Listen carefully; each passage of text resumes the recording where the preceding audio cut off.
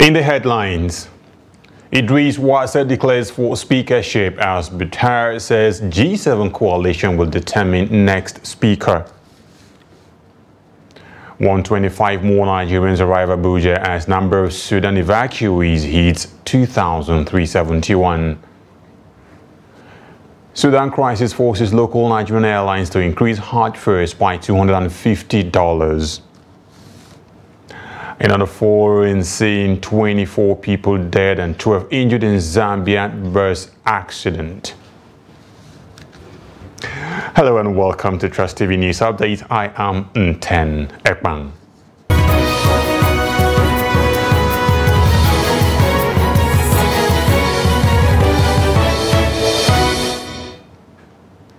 Thank you again for joining us, and now the news in full. The Deputy Speaker of the House of Representatives has urged the ruling All Progressives Congress to respect the party's constitution and retrace a step from the earlier nomination of an anointed candidate for the speakership position in the 10th House of Representatives. The Deputy Speaker, who is also in the contest for the speakership of the House, made this known during his official declaration for the position in Abuja. Meanwhile, other aggrieved aspirants who are against the party's decision say if the APC ignores the call, then they will have to mobilize and support one among them.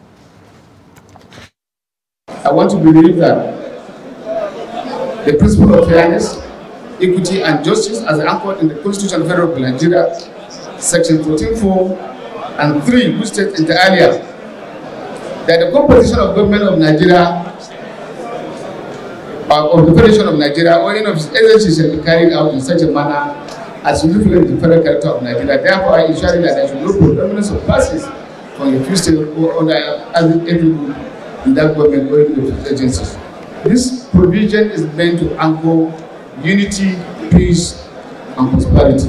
And I want to believe that our party and our leadership will respect the provision of the Constitution and do the needful. A consensus candidate can be picked, but if we sit, all of us as aspirants, and we decided and said, this is the person we picked to lead us in the House. And I assure all of you here that we are not going to have any issue. I assure you, seeing all of us here, we are going to agree. We are going to agree to support one of us as Speaker. A group known as the Oduwa Frontiers has strongly condemned any attempt to undermine the independence and the autonomy of the National Assembly. In a press release issued by its National President Kolawole Adedeji, the group said it is worried that there is a calculated effort to frustrate the incoming President Bola Tinubu and his administration before they even take office. According to the National President, they had observed a disturbing twist in the leadership tussle for the National Assembly, which they perceive as a part of a larger plot to paint a negative picture of the President-elect Tinubu and the Yoruba nation. They argue that the scheme is a response to the emergence of a sudden Western presidency and is aimed at sowing distrust and suspicion within the incoming administration. The statement also highlighted the democratic principles and commitment to fair play exhibited by the president-elect, citing numerous instances where he prioritized democratic processes even at the expense of his personal interest. They, however, joined the Southern Governors Forum and others in calling on the APC's National Working Committee to reverse the proposed zoning of National Assembly leadership positions, arguing that such a move infringes on the constitutionally granted legislative independence and autonomy. The federal government has so far evacuated 2,371 Nigerians stranded in the war-torn Sudan. Director of Special Duties, National Emergency Management Agency, NEMA, Onimodepa Bandele, gave the figure in Abuja on Saturday when 125 stranded Nigerians arrived at the Nnamdi Azikiwe International Airport. The batch is the 15th set of Nigerians the federal government has airlifted back to the country. They were airlifted from Port Sudan. Bandele, who welcomed the returnees on behalf of the federal government, said there were no more stranded Nigerian women and children. in Sudan. He said arrangements were already made to airlift the remaining Nigerians stranded in Sudan, who are mainly male, adding that another batch of evacuees will arrive later on Saturday.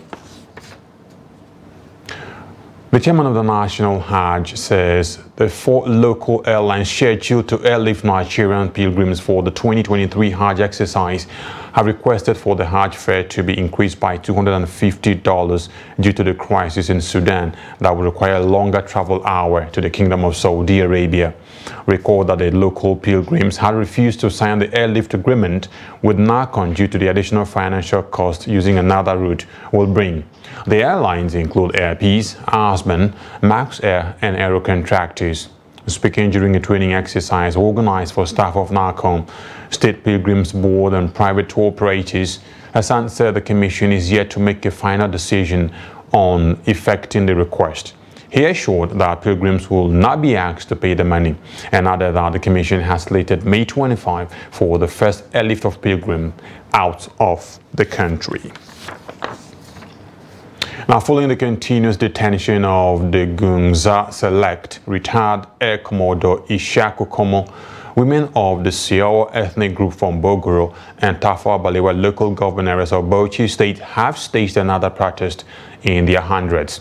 The protesters say the action is to show loyalty to the detained monarch and demand for his immediate release. Adamu Imam has that report. The Siawa protest is holding for the 5th time since the monarch's arrest and subsequent detention went public. The Bauchi State Police Command arrested Kumo and 6 others in connection with the recent communal crisis in some community of Bogoro town after the coronation of a hamlet head in the area. The police command had few days ago issued a press statement signed by its public relations officer Ahmed Wakil, saying that the monarch and 6 others are being investigated in connection with the crisis. But the protesters remain adamant, insisting that their monarch must be released from police custody.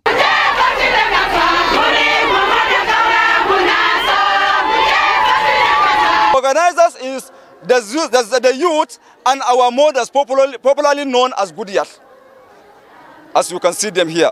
Is it here that the issue of agitations or chieftaincy issues started? So we want the Bauchi State, in short, to effect his release for peace to reign, because we know this thing is political. Members of the women group echoed their demand for the release of the monarch, a demand she said necessitated the protest.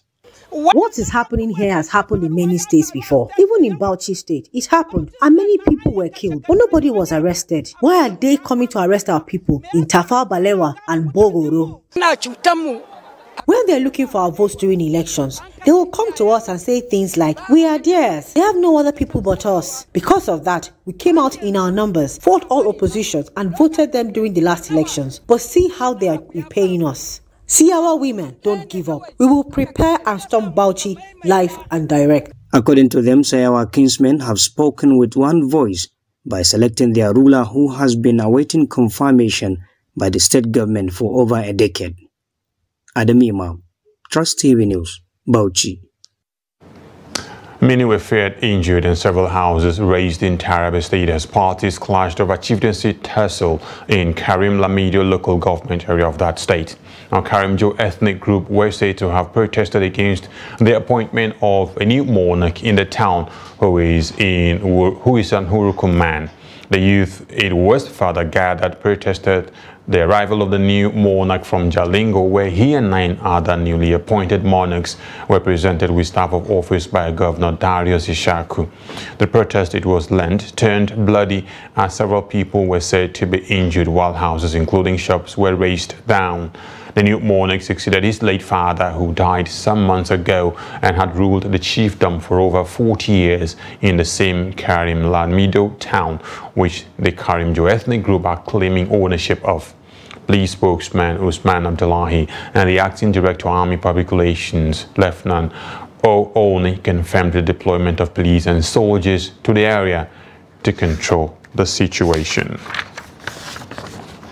The Chief of Army Staff, Lieutenant General Farouk Yahaya, says the Army will utilize the 6,251 newly recruited soldiers to contain the spate of insecurity in the nation. He said the country faced with numerous security challenges occasioned by the activities of Boko Haram and ISWAP terrorists, armed bandits, kidnappers, separatist agitators, religious extremists, and other criminal elements. Lieutenant General Yahaya said, considering the numerous security challenges bedeviling the nation, the drive for increased recruitment has become imperative, stressing that it will aid in surmounting the current security challenges orchestrated by non-state actors, resulting in the wanton destruction of lives and properties across the country. He assured that the Nigerian Army, with the support of the federal government, will continue to do everything possible to surmount the various security challenges confronting the country until Nigeria becomes safe for all. Now, small-scale businesses and households in Adamawa have decried the epileptic power supply that has led to the collapse of their businesses. They also lamented the low voltage and exorbitant bills, among other electricity supply related challenges, which they said have made life difficult for them. Salis Lawan has that report. Recently, electricity supply has not been steady in Adamawa and consumers across the 21 local government areas of the state are worried. While lamenting the development, they identified lack of proper maintenance, poor power supply, low voltage, and exorbitant bills, among others, as their major problems with the distributing company. My meter entered temper code. Over a month now, I went to customer care in Yola. I laid my complaint. They told me that they have forwarded some complaints to Jimita. Each time I go to Jimita, each time I go to Yola, I ask how far. They will not tell me that up till now, that they have not given them the temper code number. It's witnessed again with uncommensurate increase in the tariff. Imagine a household with a bill of 40,000. How much is minimum wage in Nigeria? How much is minimum wage? Do they mean that it's only power you are going to be paying for? How about the school fees for your children? Feeding your family? Hospital bills? We pay bills, we buy units. I don't think it's too much. If from a service provider, a text message can go to the customer.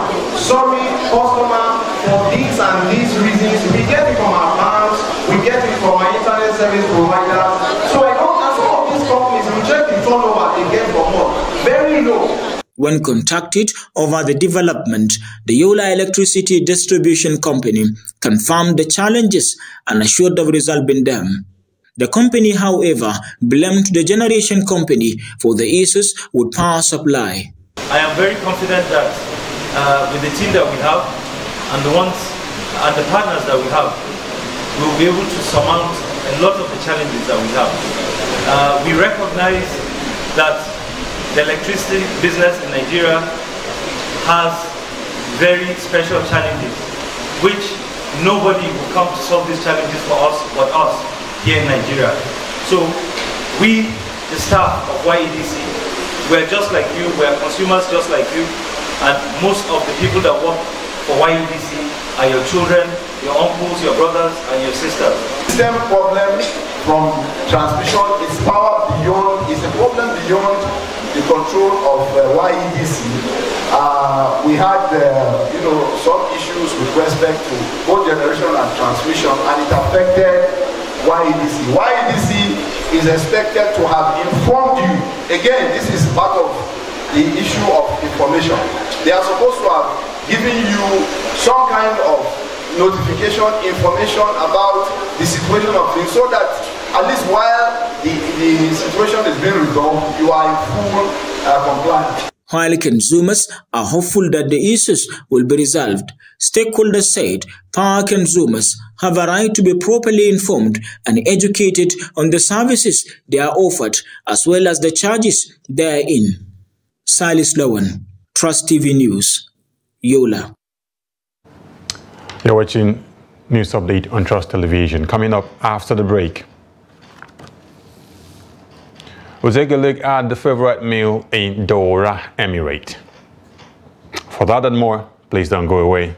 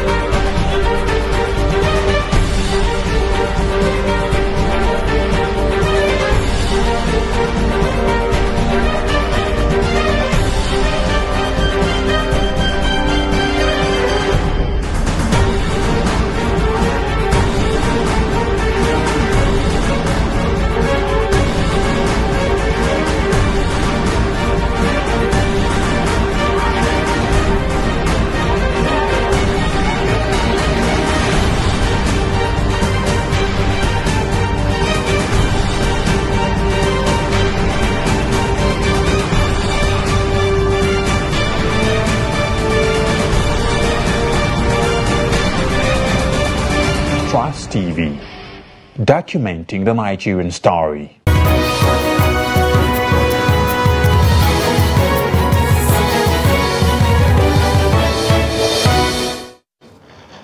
Welcome back. If you're just joining us, you're watching News Update on Trust Television. A recap of our top stories.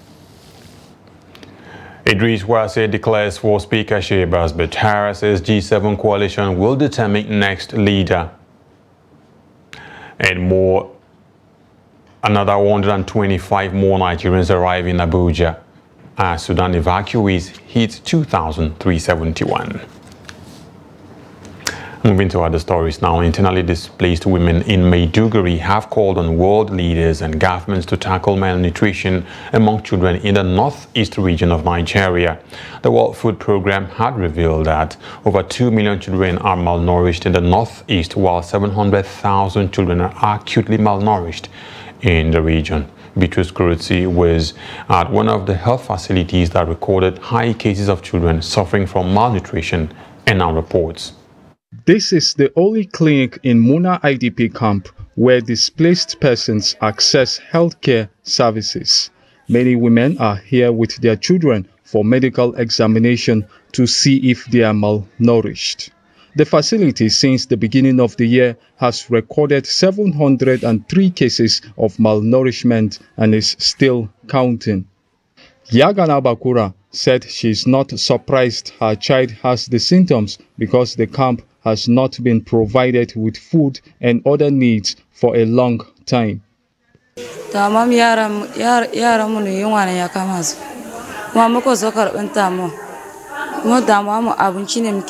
have been coming here for treatment for 2 days now. They gave us supplements and they told us our children are hungry, which is why they are sick. We can't go back to our communities because it's not safe. We need food for our children. Back then, they provide us with relief materials, but they have stopped since the time all IDP camps were closed. Our children are suffering from this malnutrition. We need help, please. It is reported that there are 2 million children suffering from malnutrition and 700 acutely malnourished in the northeast region of Nigeria. In one of the medical facilities where critical cases are being handled, a medical practitioner says global attention and humanitarian support are needed to mitigate the menace. January to end of April, we used to see patients at the admission rate of 6 to 8 per day, but now this year we are seeing about 30 per day. So that indicates that this is almost 3 times more than what we used to see previously. So this shows that the trend is increasing, and it's really alarming that more cases, we expect to see more cases. For our facility is 120 bed capacity. We have 120 bed for the malnutrition, for the malnourished kids, And as I'm talking to you now, the 100 bed is now almost at 100% bed occupancy rate. And that means, that shows that more patients are coming and we are treating them.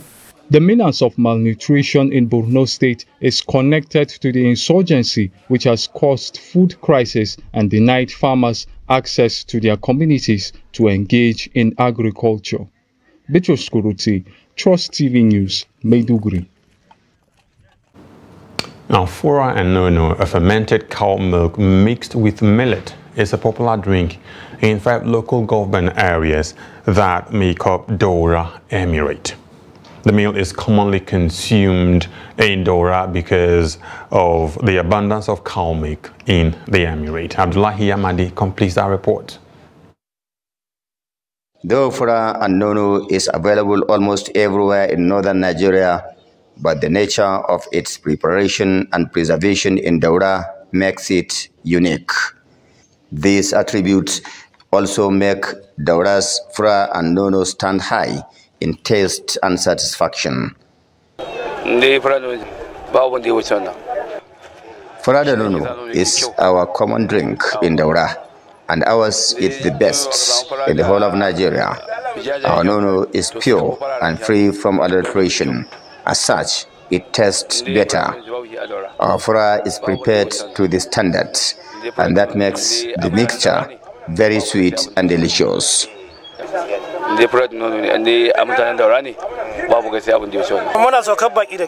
Here in Daura, we welcome our guests with Fura and Nono because of its speciality, and we send it to our friends and relatives in places like Abuja, Kaduna, Plateau, and even Lagos as gifts. Ours is different. We are proud of our Fura. Some Daura residents take Fura as the only drink to serve as breakfast, lunch, or dinner, while others prefer it after each meal.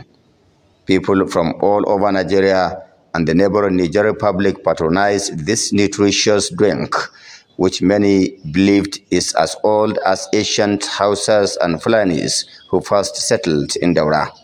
But what does this Fura and Nono business mean to these old women and young girls who relentlessly make the meal in Daura? To me, the business of Fura and Nono has helped me greatly. My husband died years ago. We have 5 children, and this is the only business I know. With it, I have built a house, married out 2 of my daughters, and I am paying my children's school fee. I am living a comfortable life.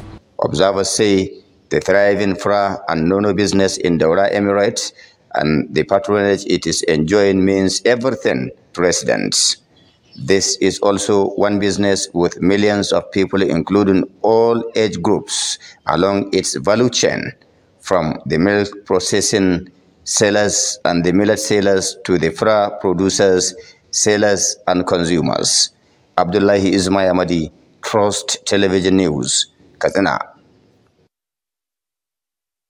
Now, from the business of Fura and Nono, let's move to other business stories. Now, Nigeria and the International Trade Financing Corporation, the ITFC, have signed a $1 billion framework agreement for the next couple of years. Jais Bank has also signed a $10 million agreement for the Murabaha financing facility. Now, the signing ceremony took place on Saturday at the 4-day 2023 Group Annual Meeting of the Islamic Development Bank ongoing in Saudi Arabia. Now, speaking shortly after the signing of the agreement, Minister of Finance, who led Nigeria's delegation at the meeting, Zainab Ahmed, said the ITFC is one of the high-performing subsidiaries of the ISBD with strong presence in Nigeria and supporting businesses largely in the energy sector as well as agriculture and trade. On his part, the Chief Executive Officer of Jais Bank, Suraj Salisu, expressed satisfaction for the feat achieved by the bank.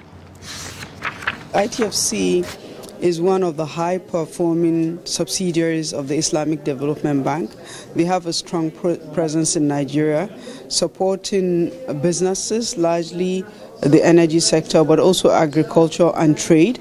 And they've been doing that through partnership with financial institutions operating in Nigeria. Today, we signed a framework agreement that charts the road path of our partnership over the next couple of years with ITFC. But also today, ITFC signed an agreement with Jaiz Bank Nigeria on a Muharaba arrangement for the benefit of one of our states. So they continue to work with us to help us to improve the performance of businesses and thereby improving to the growth of our economy. Facility. Yeah. Can you shed more light on this? Yeah. You see, this Murabaha financing facility is not only with the ITFC where you have the trade finance line, but even the one relating to the ICD, be it $20–25 million that we have been enjoying, like I mentioned, is to finance people that will buy locally, but they will export, and it keeps going. Both ICD and ITFC, like you heard today, they are very happy with the performance. We have never defaulted for even a day, and that is why you see we keep renewing. Not only we are renewing, but we are also enhancing the total amount. On the foreign scene, the police in Zambia say 24 people were killed on Saturday when a bus carrying churchgoers heading for a religious service rammed into a truck in southern Zambia. The crash left 12 others seriously injured, including the driver. The deceased have been identified as 23 female adults and 1 male adult, while those injured are 8 males and 4 females. Deadly traffic accidents are common in Zambia due to a poor state of roads and reckless driving. In sports news, the Federation of International Football Association FIFA on Saturday revealed the jersey numbers of Flying Eagles players ahead of the Under-20 World Cup. The Flying Eagles 21-man squad for the competition was released earlier this week by the Nigerian Football Federation, the NFF. AC Milan midfielder Victor Eletri will wear the famous number 10 jersey, while one of the new boys in the team, Lawal Salem, has been assigned number 9. Majority of the players who were part of the team at the 2023 Africa Under-20 Cup of Nations in February kept their jersey numbers. The Flying Eagles are drawn in Group D at the World Cup with 5-time winners Brazil, Italy, and debutant Dominican Republic. The Ladambozo side will begin their campaign against Dominican Republic on Sunday, May 21. And with that story, we have come to the end of News Update on Trust Television this hour. For more, do connect with us across all our social media platforms. I am Nten Ekpang. Many thanks for watching. Bye-bye.